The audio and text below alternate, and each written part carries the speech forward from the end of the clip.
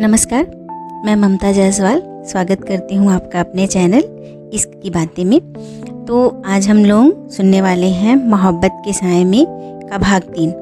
उस दिन हमने सुना था कि वाणी को जो ट्रॉमा है वो रात को फिर से हुआ था, और अब आगे सुनते हैं कि उसके बाद क्या होता है। आज उठने में सबको देर हो गया है, मम्मी भी लेट से उठी है। वाणी की वजह से रात को सही से नींद पूरी नहीं हुई तो सबको जागने में देर हुई। वान्या, वाणी की छोटी बहन 10वीं में है, उसको स्कूल जाना है। तैयार होते हुए मम्मी को आवाज़ दे रही है, मम्मी जल्दी करो, दीदी की वजह से हमेशा मैं परेशान होती हूँ। मुझे तो लगता है नाटक करती है सबका प्यार पाने के लिए, और आप लोग उठाओ उस महारानी को।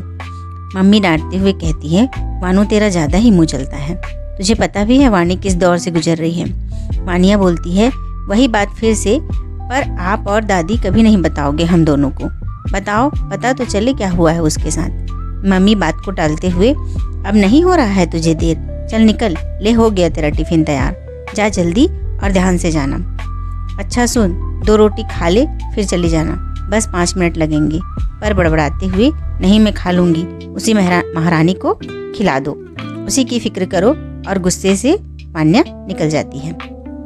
मम्मी सब काम निपटाने में लग जाती है, तभी अचानक याद आता है वाणी को भी उठाना है।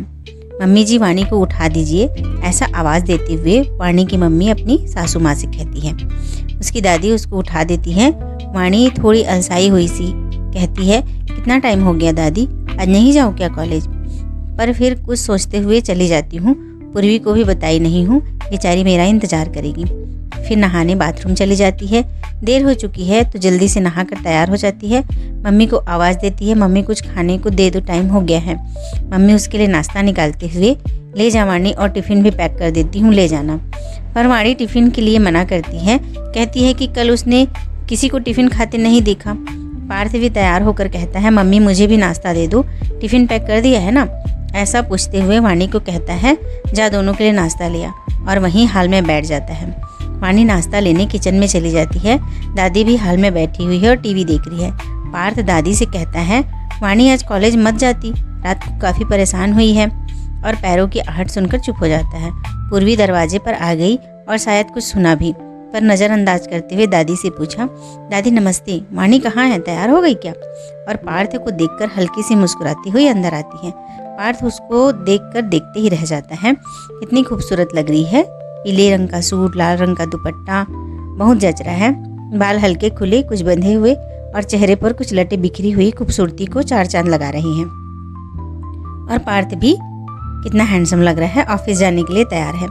इतने में वाणी नाश्ता लेकर आ जाती है और पूर्वी को देखकर कहती है, आ गई आप, बस कुछ टाइम मैं नाश्ता कर लेती हूँ, आप भी कर लो।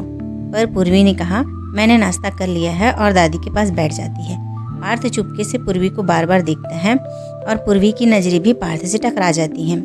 पार्थ ने M.Com किया है और बैंक एग्जाम की तैयारी कर रहा है, अभी एक प्राइवेट बैंक में मैनेजर की पोस्ट में है। तभी पार्थ की मम्मी उसका टिफ़िन लेकर आती है। उनको पता नहीं कि पूर्वी बाहर बैठी है, और अंदर से बोलते हुए आती है, वाणी ध्यान से, रात में तेरा तबीयत खराब था, वहाँ कुछ खा लेना और अभी अपनी दवाई लेकर जा। जब बाहर आती है तो देखती है कि पूर्वी है, फिर रुकते हुए अपनी बात बदलते हुए, अरे रात को वाणी को बुखार था, इसलिए थोड़ा ध्यान रखना पूर्वी। वाणी पूर्वी से कहती है कि मैं दवाई लेकर आती हूँ। पूर्वी भी उसके साथ रूम में चली जाती है। वाणी दवाई लेती है, पर चुपके से पूर्वी उसकी दवाई का नाम पढ़ लेती है।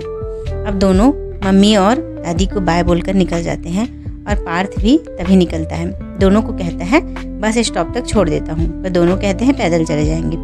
पार्थ निकल जाता है और पूर्वी उसे जाते हुए बहुत दूर तक देखती ही जाती है। तब वाणी उसे टोकते हुए, बस करो भाई को देखना, ध्यान से चलो। थोड़े देर तक बस स्टॉप पर इंतज़ार करते हैं। तभी पूर्वी वाणी की दवाई का नाम गूगल में सर्च करती है, पर ये क्या, ये तो फीवर की दवाई नहीं, डिप्रेशन की है। पूर्वी सोच में पड़ जाती है कि आखिर वाणी डिप्रेशन की दवाई क्यों लेती है। उससे पूछ भी नहीं सकती क्योंकि रात में उसकी तबीयत खराब थी, कुछ हुआ तो मुश्किल होगा। पूर्वी के मन में वाणी के लिए बहुत सारे सवाल बढ़ गए हैं। क्या पूर्वी को पता चलेगा कि वाणी को डिप्रेशन की दवाई क्यों लेनी पड़ती है? क्या पूर्वी जान पाएगी कि वाणी उसकी मम्मी और दादी के बीच कौन सा गहरा राज है? तो जानने के लिए बने रहें हमारी कहानी के अगले भाग में। और अगर कहानी अच्छी लगे तो लाइक शेयर करें और हमारे चैनल को सब्सक्राइब करें। Thank you.